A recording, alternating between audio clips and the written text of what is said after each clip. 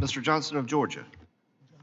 Thank you, Mr. Chairman, and thank you, Ranking Member, for holding this important hearing today, and thank you to the witnesses for your testimony.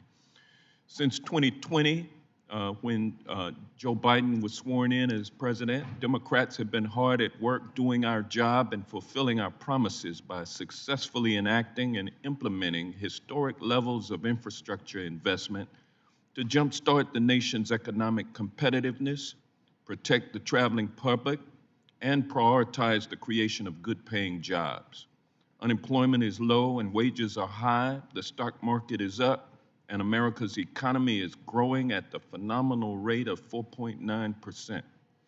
While individual number one was busy declaring every week to be an infrastructure week, lying to the American people of an infrastructure week that never materialized, Democrats were hard at work putting people over politics. And in 2021, House and Senate Democrats, along with a few Republicans, passed President Biden's $1.1 trillion Infrastructure Investment and Jobs Act, the $1.7 trillion American Rescue Plan, the Bipartisan Ocean Shipping Reform Act of 2022, the Inflation Reduction Act, and other notable pieces of legislation. And these important pieces of legislation are responsible for the job growth, wage growth, stock market growth, and strong economic growth that the nation enjoys today. Tomorrow, I will be reintroducing equally important legislation, the Stronger Communities Through Better Transit Act. This bill will provide greater transit equity and quality to communities across the country, including communities in rural areas. Also, it would create a new program to provide transit agencies with federal funding to increase and improve transit service, thereby leveling the playing field for our constituents who need transit to get to work, school, and to the doctor's office and or to the pharmacy. It's time to invest in the thousands of transit systems across the country to ensure that all Americans in cities, suburbs, and rural areas have access to frequent, high-quality, dependable transit. Now, Ms. Benford, as you stated in your testimony, disadvantaged business enterprises, DBEs, play a pivotal role in fostering diversity and inclusion in the construction industry by ensuring that certified small businesses owned and controlled by socially and economically disadvantaged individuals can compete for federally funded highway, public transit, and airport projects.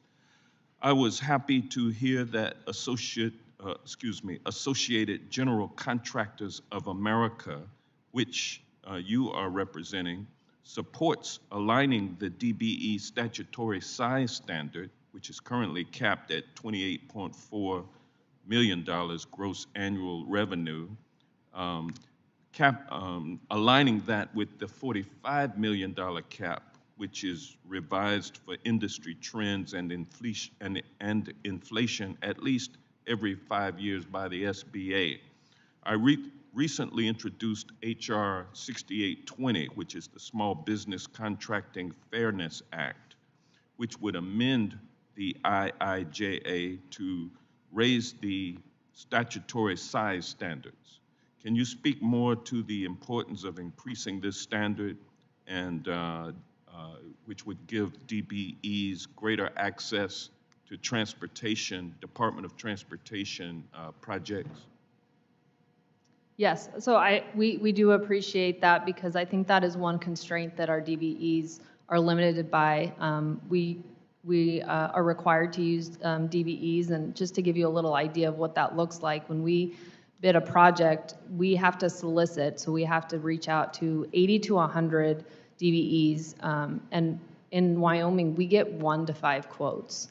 And so I think giving DBEs more access, whether it's the constraints or the administrative requirements that they're required to do, would be helpful, yes. Thank you, and I'm about out of time, so I will yield back.